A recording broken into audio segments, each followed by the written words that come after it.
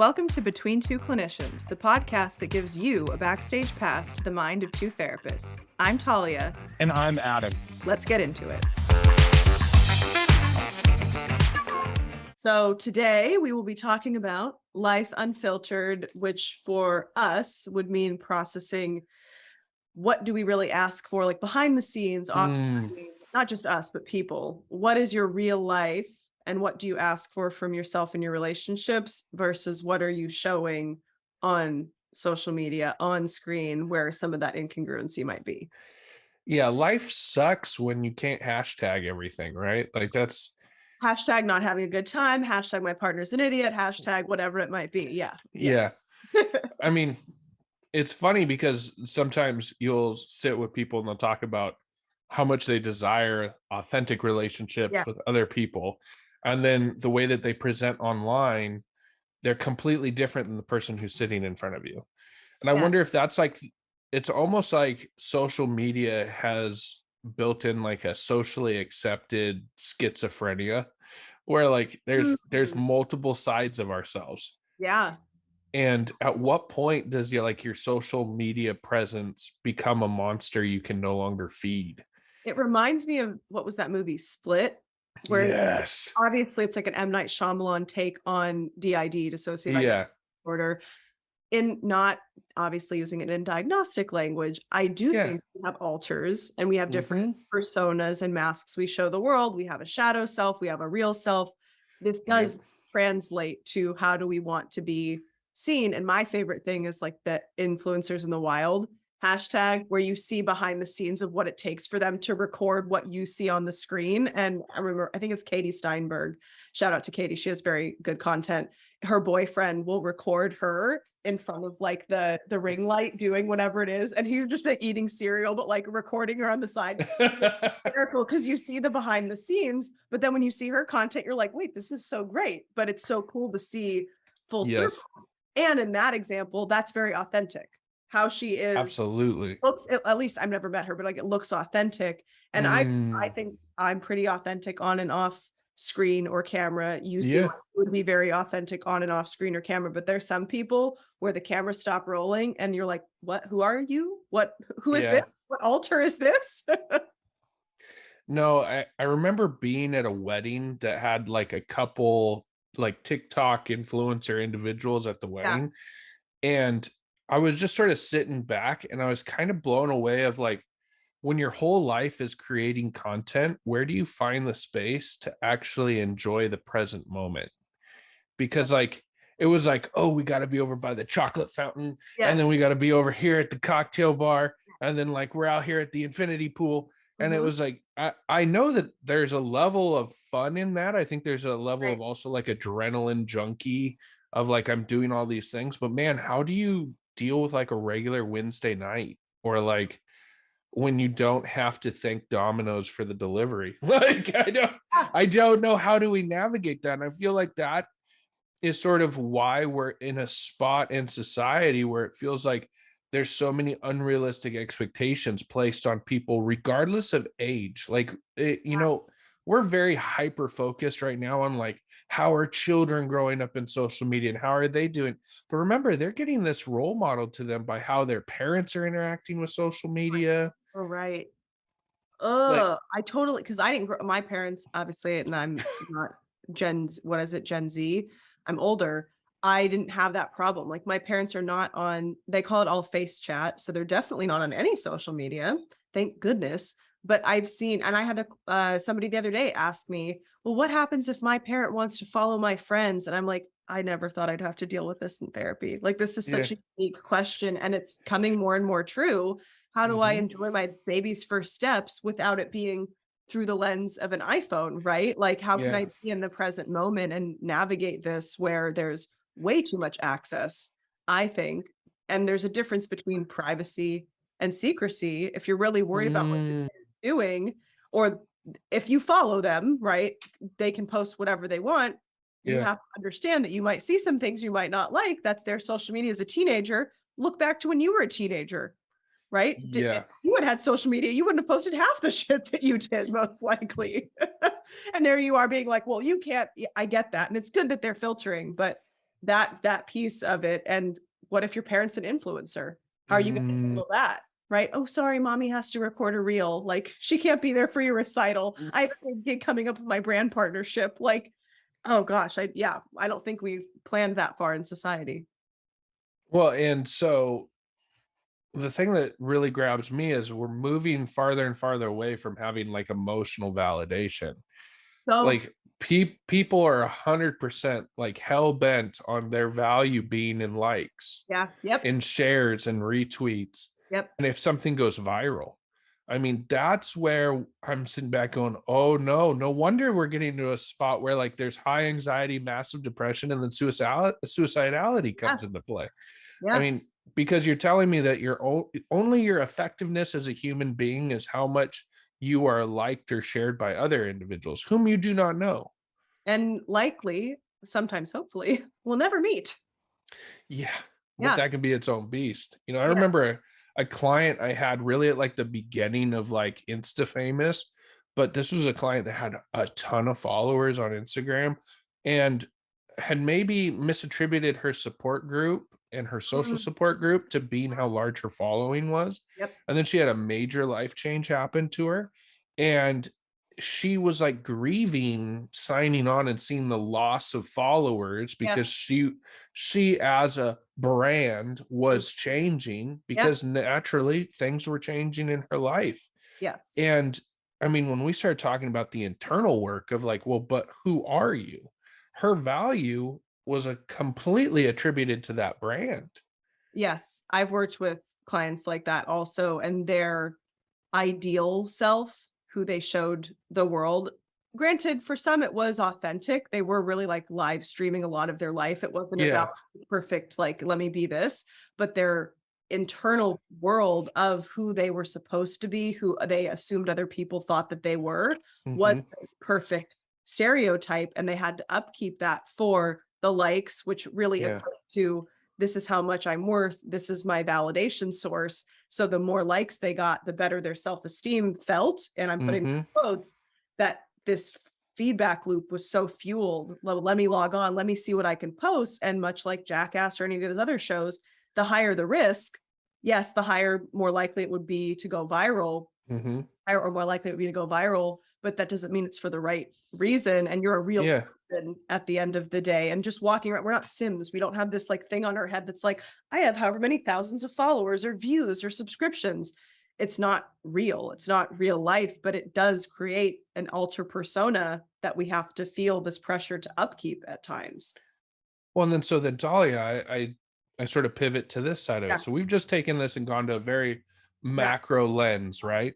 But then like when I'm doing my dating coaching with Yeah. men, Yep.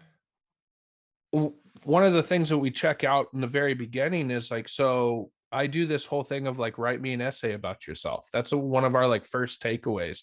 Yeah. Like, I want you to write an essay and I want you to tell me who you are to me. Like, Yeah. how would I know this person in front of me? Yeah. And what's interesting is we'll write that all down. And then the next thing I'll ask them to do is I'm like, all right, take out your phone. Let's hop on Instagram. Like, and Like, how reflective is that? Yeah, yeah. Normally that's like, I paid you ahead, so yeah. bye. Click. Like, I actually don't have Instagram. I've never heard of it. I you know don't what? I'm not ready for change. So undo, control Z. yeah, exactly. Delete, delete, delete. Yeah. Anyways, so but when we start going there, it's like, so how would I get who you just described me from what you're presenting to the world? Yeah. You know, and especially when I hear like I love working with men because men actually, believe it or not, are highly emotional creatures They and they are. do want to be more than frat boys and F Yeah. boys. Yeah. There is a desire out there. Yeah. However, there has been this prioritization of having to fit a role. And what is Yeah. this role? Well, it seems like these are the men that are getting the most attention on them. And so I'm going to try to emulate that. Now, people all have to own up to their own consequences for their own behaviors. I'm not green lighting anyone's stuff Right. on this. But Right. what's interesting is when we bring in the fact of hearing a lot of, oh, I want a deep, emotionally intimate relationship. Yeah. And it's like, well, how are you finding that at the pool side of Caesars? like, Yeah. Or tell me what dating apps you're on. Well, I'm on Tinder. Like, okay, cool. That's a dating I app. have a lot of mirror selfies, and Yeah. Yeah, I don't know why I haven't found the one. It's a mystery to me. yeah. I mean, you in every picture you look either constipated or you're flexing. Like, I don't know which one it is. Or you're Maybe on it's some both. sort of substance. That's not Yes, giving me a really quick. But exactly. I can tell you, as a female who used dating apps for a very long time, that there is a pattern that we see, and this isn't just for women, but there's a pattern that we see where it's the thrill seeking, the adventure seeking, the I'm out Yep. partying, I'm out whatever. That is a different phase of life that women who are I'm ready to settle down may not be looking for. It doesn't mean we don't want to have like no fun at all, but that's showing me a different level of then ready to settle down. Similar when we see a bunch of guys with their nephew, their niece, they're this like not my kid, whatever else, and you're only looking to hook up. I know what you're doing. Like you're trying to activate that part of my brain that's going to see with like this provider and this person who I could have kids with, when deep down it's like all you really want to do is hook up. And I remember matching with this guy years ago. Oh my gosh. And his profile was very like put together. He seemed handsome. He did one of the pictures of like, here's my niece, whatever else, which I have my own thoughts about putting kids on dating apps, to God knows, but that's an aside. And we were messaging and he seemed polite at first, like 3 messages in, I forget exactly how he worded it, but he was like, I was saying like, oh yeah, I have this at work or whatever. And then this is happening. And he's like, oh, that's such a shame. Said something very inappropriate and sexual. And I was like, well, good to know that that's what you're looking for. That is not what I'm looking for. I wish you the best of luck. Like, this is Thank you for your honesty on the most open and vulnerable way of putting it out I there. will be leaving now and matching you goodbye. And I ended up ironically running into him years later, and he was the neighbor of somebody I was friends with. He had a girlfriend, and I was like, well, it looks like he found the person for whatever his line was. And I was just like, whoa, because I remember that match and that message. And it's like you show this one persona, like this dating app or this Instagram profile, etc. And when I really start to have a conversation with you and the real or more on you comes out, do I still want to stay? Is it authentic? Is it congruent? Or is it a total 180? There's also something that happens when you look at a profile and you're projectively looking at it and you're only what you want to see, or seeing that they're looking for some. My favorite is when they say they're looking for something casual and they want kids someday. What am I supposed to do with that? That's not going to happen, right? Like I have time. I only have so much time.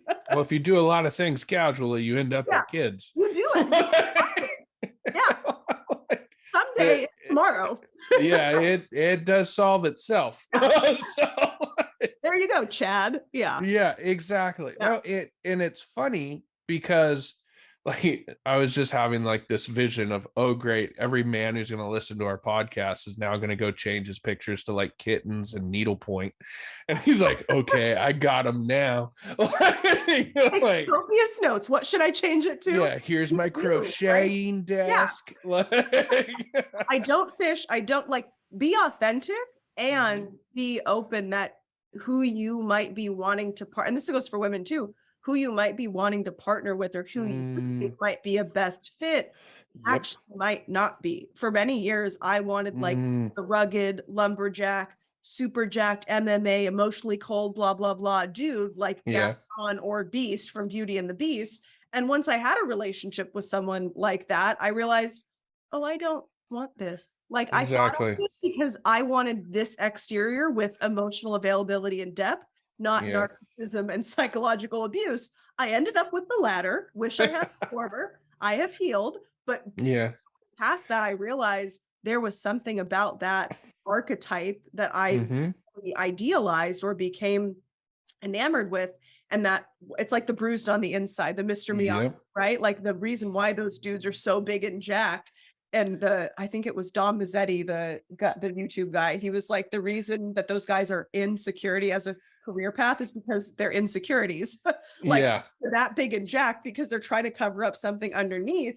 But that's primally very hot, at least to me. Not everybody has the same type, but a lot of those guys on the dating apps are in person. There's not much going on up here. Well, like because they're showing you exactly what they're bringing to the table. Yeah, this is what I can bring to the table in this regard, because emotionally I'm silent. Yeah, but you could bring all this other stuff, and if you did, it would be so nice if you could just be everything I want you to be, and I'm not gonna change anything about myself. Like, completely unrealistic.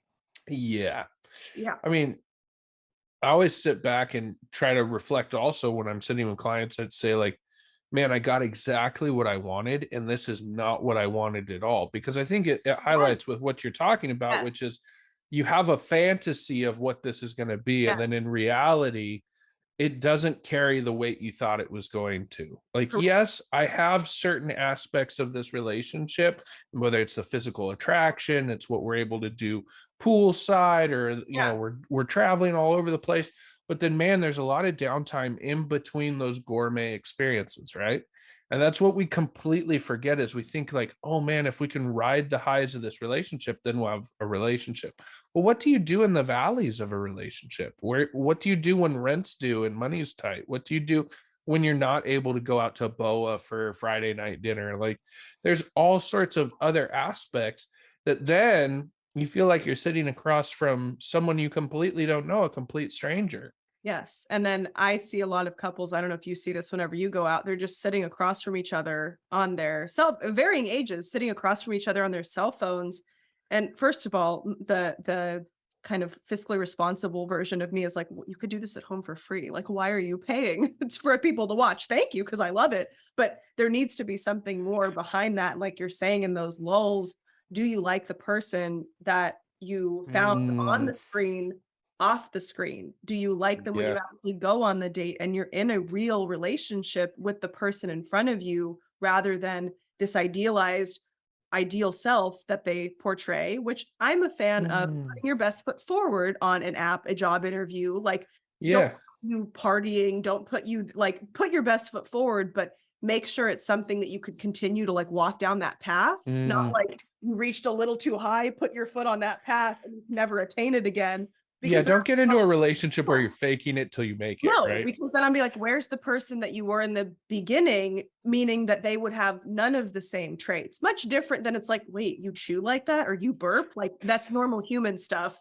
This is like, where's the person who opened my car door, who booked all these Mm, things for the first month, and then we got into a relationship or we had sex or whatever it might be that consummates we are together and exclusive, ideally an out loud discussion, yeah. not just thinking that that's what it is.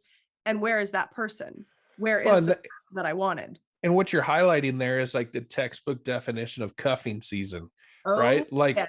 what essentially we're doing is like, oh, I've locked you in. So Yeah, you're locked in for the duration this thing's going to go, and I'm now going to hit you with the minimum standard possible. It's yeah, almost like we're dating, like we're selling timeshares. We're like, it could be like this, but yeah, only for 2 weeks out of the year. yep, And there's a couple maintenance fees, and yeah, this is going to cost you for the rest of your life. yeah, and you can't get out of it even though you want to, and you can only sell it Exactly. to somebody else, but nobody wants to buy it. Good luck. Yeah, exactly.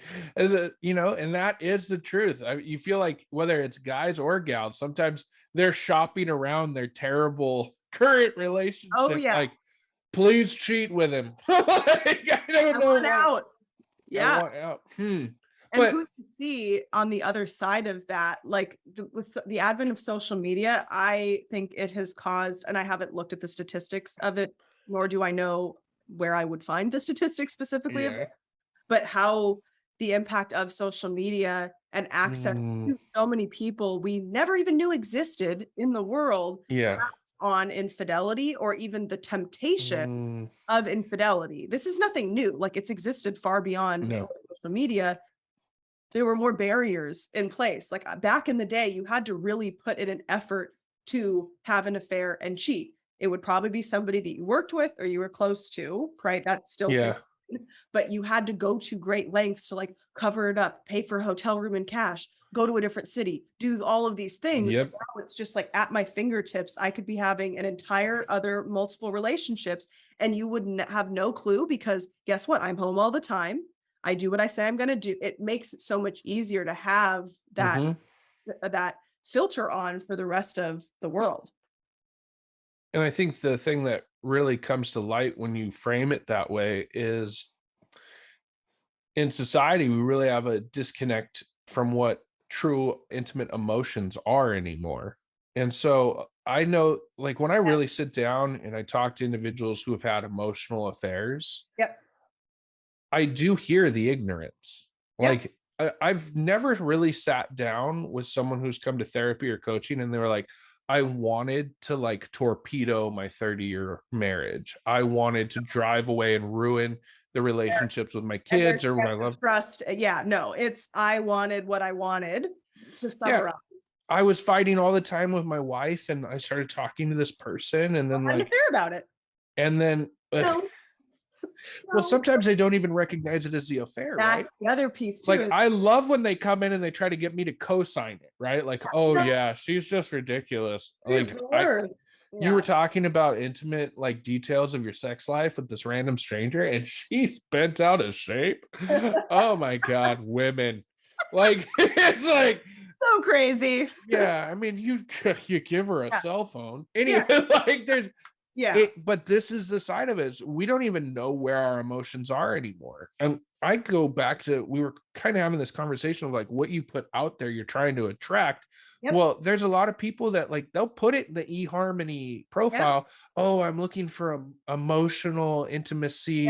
I'm looking for someone who's emotionally available. And then they show up to said relationship not willing to reciprocate either of those. Yeah. Like how do you ask for it and you use the keywords? It's almost like we hashtag our dating profiles with the buzzwords that we know people, oh my god, I'm looking for that, I'm looking for closeness, availability, accessibility, all this other stuff, but then I'm actually not willing to give you that. I want it from you, but I still want to hold the power differential of not being too invested. I would like for you to give me what I want. So I get what I want, but I am unwilling or unable to do it in return.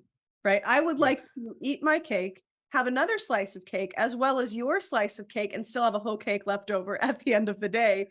That's unrealistic. And that phrase specifically, I remember it was like years ago in college that somebody delineated that for me. Like that I want to eat my cake and have it too. It's really I want to have or have my cake and eat it too, I think is the phrase that goes around. But really, I want to eat my cake and be able to have an entire other slice or whole cake. I want it all. And a lot of people think now because of social media, whether it's comparing what other people do have or are striving for to what they currently have or don't, or this wall, right? That the emotional availability is much easier when it's behind a screen to either a stranger. We all know what it feels like for the most part to fall in love or to be enamored with a new friend because it's new and exciting. The less you know about the person, the more fantasy there is, the less room for I'm frustrated, I'm resentful because I don't know the real you yet. I am interacting with the you I want you to be and the you that you're showing me. Yep. That is not typically, unless we really work on authenticity, 100% who we are underneath the surface. So yes, emotional affairs, I think, can be attractive because it's an escape from this current reality. But think about when you first met your partner and how did you feel about them? Hopefully enamored. Hopefully we didn't start out with like this lady, the worst, or like this guy's an idiot. Like this also, I think, highlights this mentality of yes, the grass is greener where you water it, but if you stop looking at everybody else's lawn, you're going to stop comparing the green. That could be AstroTurf. They could be out there spray painting it every day. You don't know why that person's grass is green. Or they're just renting. Like it's not even their grass. Their lawn. Yeah. Yeah, exactly. Like it's funny because what you're bringing up there is why don't we actually like have a validity test on what's been given to us? Like if this person's presenting this way, why don't we actually like call out the evidence? I'm not saying that you need to go into dating from such a sterile position that it's like diagnostic, right? Like, okay, I need you to answer this questionnaire and then I'll get back to you. But, you know, if a person is communicating to you that they desire to have all these buzzwords, then why aren't we moving into seeing if they're actually willing to reciprocate those? Right. And a lot of times I think that's why individuals get into a relationship. And I've always been told, you know, it's either 6 months, 3 years, or 7 years that all of a sudden the real relationship for some reason rattles out.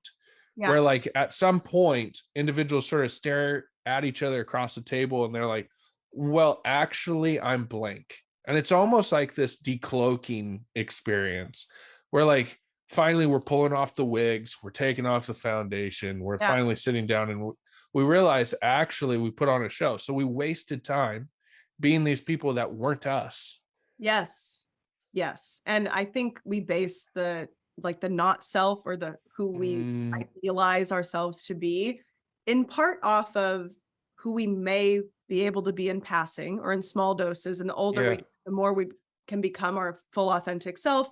Because when we're younger, for our parents, our coaches, our teachers, we almost have to, or we're preferred to present a certain way and interact a certain way. And that's a lot on a developing brain. Who am I? Where do I fit in? What's my role? So I, with a lot of empathy, understand why being a real authentic self is uncomfortable. I've lived it. You talked about that in our first episode too. Further than that, though, it's highlighting the need to become more of the authentic self. And I don't share a lot I share a lot on my professional page of content, like learning content. My family and the family I came from, the family that came, like all of that is very locked tight because they didn't sign up for being online on a media presence. Even if they wouldn't mind, I mind because I know there's psychos out there and I've seen many documentaries on Netflix. It's not going to go well. Like I keep it very locked in because that's a safety thing for me as a girl, especially. And that's nobody else's business. Even on my private Instagram, I post like once every 6 months because I'm out enjoying my life. I am not the person. I will slap your hand out of the way if you're filming my food. I eat. I'm Italian. Do not make me wait when the plate gets down to film it. Rarely will I be like, that's so cute. Let me take a picture. I want to be in real life. And this highlight. Well, because who am I trying to share this experience with? And what's the emotion I'm hoping to elicit? If it's celebration, I now have found I post a lot out of, I really like this. I think it's super cute and I'd like it to be out there rather than like, let me see how many likes personally, like, let me see how many likes I can get. And then there's times where I'm like, this is a really cute, funny video. Everybody can use some levity. I'll share it. I know those are the emotions I'm trying to elicit. And that is authentic to me. Everybody who's met me knows I love animals. I love funny things. I love cute videos. That's who I am. I will see a dog and be like a child again. I'm like, and everybody knows, and they'll send me videos like, thought you would love this. And I'm like, I have built a brand for myself. No, I can align with that. I'm a huge cat lover. So it's like here, I can be like 6'5", 300 pounds, and then I see a cat and I'm like, kitty, like, and everyone's like, where'd that come from? I'm like, I have no idea. I swallowed. But I mean, these are the conversations we have to have when it goes, well, wait a second. If you're really looking for authenticity in your life, the only place to start first is with you. Are you comfortable with your authentic self? Yeah. What would it be like to just eat that meal and not do things for the followers or do things for the gram? Like this is actually for the gram. Yes. Fundamentally, like if new hashtag, don't do it for the gram. If it pops into your head that I'm doing it for the gram, you probably shouldn't do it. Why? Because it has nothing to do with if this is going to be good for you. Correct. If it's good for the gram, it's good for me. Most of the time it's not. No. And that's why I've worked a lot with clients who have actually had to fight to reclaim space in their own life because they overshared on social media. Dive into that. Please. Yeah. Oh my gosh. Okay. So tell me more, because the way that you just phrased that, my brain is like, I need to know. So a client I worked with for a long time was a bikini model. Okay. And it ended up being that this individual is actually a very modest individual. Oh, wow. It became a monster that this person was trying to feed that, oh, wow, it can be financially lucrative. Sure. And you're being represented by top agencies and you're getting top billing and you're getting all this stuff, but realizing that like, well, wait a second, my life is all about like me not wearing anything. And this is my presence online. And this is how people experience me. And so the thing that was blowing this client away was they would meet people out and about and they'd be like, oh, wow, you don't look like anything like you look like on your social media. And I was like, for a shirt, they're like, that's the person. Yeah, like, and how invasive, right? You're like, where's the real thing? And prison. Anyway, but But this was Felony. Yeah. and the person started to realize, like, wait a second, I have a whole nother life outside of this, and this is actually Yes. the life that I love. And Yeah. this individual made absolutely probably the hardest decision that any one of us would have to make, is like a lucrative career that takes very little work, or striving and working Yeah. towards our passions and working on what we find to be beneficial in our own lives. The person took that direction. But there's so many other times of like other clients that, again, wow, I feel like people come up to me and they're talking about my life, and they talk about, like, they assume they know everything about me because they saw this and they saw I Yeah. was here and I was in Barbados and then Yeah. Tahiti, and that's not my life. No. That's what I've Scroll on posted social out media. there. Yeah, and that reclamation of identity, what you put out, and this is something I'm so glad I got taught from a very young age, even before social media was the thing, before the internet was Yeah. like really a thing besides like Googling for homework answers. And kids nowadays, I'm gonna make a side note, are very lucky. We didn't have apps that you scan your homework and there it was. Like Bastards. that could be a whole other episode, but that reclamation of your identity, I got taught from a young age. What you put out there will Oh exist yes. forever. And it doesn't matter if it's been deleted off by you, the story's expired. And I know this from personal experience. People screenshot. Like Oh yes. that's where it exists forever. And that's where just the other day, somebody was saying their friend was going to be the next bachelor. They grew up in the same hometown, and the person's Instagram is still like open or public or whatever. Yeah. And she like screen recorded it. We're like taking screenshots because once he makes it big, it'll probably, those will be taken off. This, and Yeah. that. Like now we have the evidence. And I'm like, we're psychotic. Okay. Yeah. Fine. Like that's When you realize you become the villain. Yeah. Uh-oh. Maybe I am the villain. But there is that reclamation of, I don't want to put that much out there because I can't take it back. And somebody somewhere will have seen it unless you delete it literally immediately after posting, right? Like there's times I've started lives and I'm like, that's not even the right podcast name, Talia. Wow. And I cancel it and delete it. Who cares if somebody sees that? Yeah. Wrong thing. And a person sees it and makes it mean something it doesn't. And then that gets sent off into ethers. You can't really stop it once it's out there. And that's all the more reason to be diligent. Do not use it as your journal or your diary. Somebody else posted a reel of this the other day. They're like, this deep, complex trauma, etc. The comedian was saying, he's like, I'm pretty sure Gen Z thinks that that's how you make a police report now. Like you tune in for part 2. And he was like, I'm going to need 5 years of therapy just after hearing part 1. And then at the end of part 2, it's like, you know what to do. And he's like, no, I don't. Like, I'm so worried for you. Like, what am I supposed to do with this information? It's what gets notoriety is sex sells, obviously, things being salacious, and also things being really dramatic or intense. And there's a way to share, hey, this has happened to me, if it's ever happened to a resource, without going into these gritty details to seek empathy and validation, etc. Why would you turn to the internet to strangers? That lets me know as a therapist, you're not getting that from people in your real human life if you share it at all. And it's like the whole like feeling cute might delete post, right? Yeah. Like it's the same thing, but emotionally. Like I need validation, so I'm going to put it out there, but I'm probably going to delete this because I'm going to wake up and realize that this was too much exposure. I was uncomfortable. Felt needy, will delete later. Yeah, exactly. Yeah. And that's the sad part. And that's why I believe a lot of people are, especially when they move into the space of finding healing, they're having to reclaim things in their social media.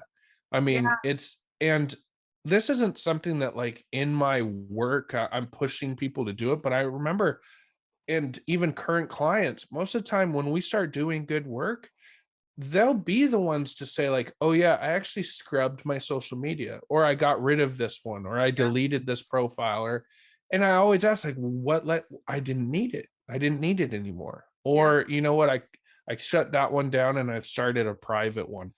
What led you to that? Like, I just wanted my circle to be more my circle. Yeah. You know, and this is the part that we have to start asking this question, because if you are again out there seeking relationships, seeking closeness, are you really? Like, what are you putting it out there? Because it's okay if, well, my social media looks like a single mom. Well, are you a single mom? Like, why do you have to be like the pumpkin spice latte army like Yeah. to make everything be okay Yeah. if that's not you. Yes. Don't go to Starbucks if you're not a Starbucks person. Like, Be true to who you are. And this is social psychology at its finest. mm, Beings are very, especially women, we're hardwired to not want to feel shame or feel outcast. yeah, Every human does, but especially socially, we're very socially aggressive. Men typically solve things relationally aggressively, right? They're like, yeah, I don't like this kid.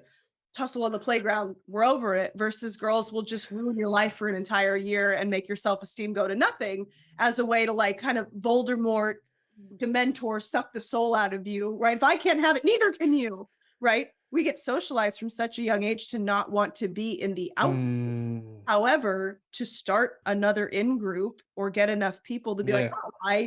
oh, I've never watched Game of Thrones. It's true. I've never watched it. The first person to probably ever say that was like, I've never watched Game of Thrones. Oh, okay. Oh my gosh, I'm alive. And then somebody else, a brave soldier, is like, neither have I. And then there's enough people in the new Yeah, for it to become a thing. And then it's not as scary to do that new thing or be that authentic self. However, when we're looking at it with being more of our real self, yeah, the only one stepping into your real self, there is not going to be another in group. It's you. no, And you have to be comfortable with who you are. And that is a lifelong journey. man. So, what are the first steps? The first steps I would say are not going to social media for every single event in your life. Mhm. If you want to share, practice sharing it with people in your real life. That will teach you who is Yeah, actually a part of your support system or not, which is necessary work to clean up. And second step would be clear of who the persona is that you're showing online. And if somebody met you or interacted with you, would they be like, "Oh, that's congruent," right? Human beings yep, prefer congruency. We tend to lean more towards, I can trust this person, I can rely on this person, they're congruent versus, yeah. oh, I can't trust them. They said one thing, they did another. They showed that they were this, but they were Mm, really this instead. And that's where a lot of dates end too. You said you were this yep, person, you showed that you were this person online, you showed up late to the date, you showed up drunk, you left early, blah, blah, blah, blah, blah. That's just not who I thought you were. And I don't yeah, want to stick around to find out who you are. yeah. Yeah. I mean, there's a great if you ever want to see like a great animated short, there's a YouTube video called Tinderella, and it's hysterical and sad all at the same time because it's about Cinderella finding Prince Charming, but man, both of them go through such maladaptive coping skills of getting there. Oh my And gosh. then like It's it's just everything you just said of like from the drunk Prince showing up to like us doing things that we probably didn't want to do as soon as we did, and then Yep. instead of her leaving the shoe, it's more the walk of the shame. So Yep. like it's like, yep, here we are. But everything you said was right on point. Like, hey, you want to talk about your true followers? I want you to open your phone and I want you to look at like who are your friends. Yeah. Like, I get it if you're taking a picture of a sunset in like Ireland because you want to share it with your parents, with your friends, with whatever. But if you're like, oh, perfect, my followers, or I'm doing this for them, for who is them, Yeah. and why do they have so much power in your life? Because in all honesty, it's really easy to go on Instagram and unfollow people. So Yeah. these aren't people who are invested in you. These are people who found you through some level of convenience and Yes. wanted to be there. So when Yeah. we base our significance in life based off of what our follower count is, man, what a terrible way for us to step into a process of completely dismissing who we are as a human being. Yeah, and I've fallen into that as well, I think, being, quote unquote, I didn't choose this, but like, I guess at a certain point, you have to almost admit that there's like an influential level of a certain number of followers. Hmm. And it depends on the person, but I see that count go up and up the more that I am my authentic self, which for me, it's not Yes. count, it's the directionality of the number. Hmm. I knew last year when I was thinking I had to hire out and this and that and get all this help, I saw it tank because it wasn't necessarily my authentic self. And it was too much Yeah. of a shock to the people, the kind of community that I had built in a way or like that had like congregated around like Yeah. or this or that. And I knew it felt icky and it made me not want to be on it. It made me not want to share Mm, because it didn't feel authentic to who I was. authentic to who I am is memes, is being on video, is sharing what I truly Yeah. feel. And it's not necessarily just like pretty quotes or Canva this. Like I Mm, joke on the podcast, I tried to be the inspirational quote bitch, and I'm not saying that as a negative term, so don't come after me. But I tried to be that. I tried to embody that like inspirational quote person. I say a lot of really meaningful shit, but I don't want it pretty on social media. yeah. And that's something I went through very publicly, multiple identity shifts and crises in my own like businesses. And now I arrived back at, I just looked at my analytics. My account reached like 2.3 million people in the last month. So Yeah. for me, that's not like, ooh, validation. It's like, this feels good to be back on track with sharing what I know is authentic to me. And I'm not beholden to a content calendar, somebody else telling me you have to Mhm. post this because it's trending. I don't care. Yeah. That's not how I want to grow my business. And I would rather have 10 people who are like all into what I'm saying than a Yeah. million who could take it or leave it. Well, and it's 2.3 million people that were out there looking for authenticity. You can't Yeah. beat an algorithm, right? So they No, were looking for something that was authentic. They weren't looking for Jersey Shore. yeah. So, But but I I could think, do that if you wanted me. I'm just kidding. yeah, exactly. Like we I all can have like it. I can be Snooki. I'll just Yes, no, I'm just exactly. kidding. No. Well, I think we've left them with enough to go off of today. Yes. Yes. Be authentic, be real, and be mindful of what content you're consuming and what content you're baking up and putting out there for others to consume as well. Absolutely. And if you want us to go farther in this topic, let Yeah. us know. Yes. Reach out to us because we'll love to revisit it. It was just something that Talia and I had this conversation last week of like, man, this just seems like something that maybe we should shine a little light on it and see what crawls out. Yeah.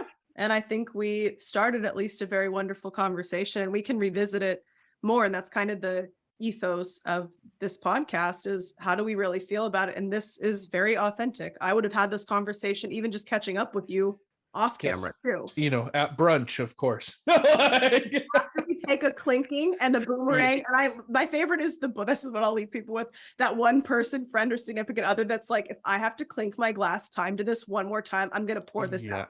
I'm gonna lose my shit. Yeah. You can always see like grandma's like, I shouldn't have had you. Like, Or we have fallen. Yeah. exactly. Well, thank you guys for letting us be in your ears for a little bit. Yes. Thank you very much. And we will see you next episode.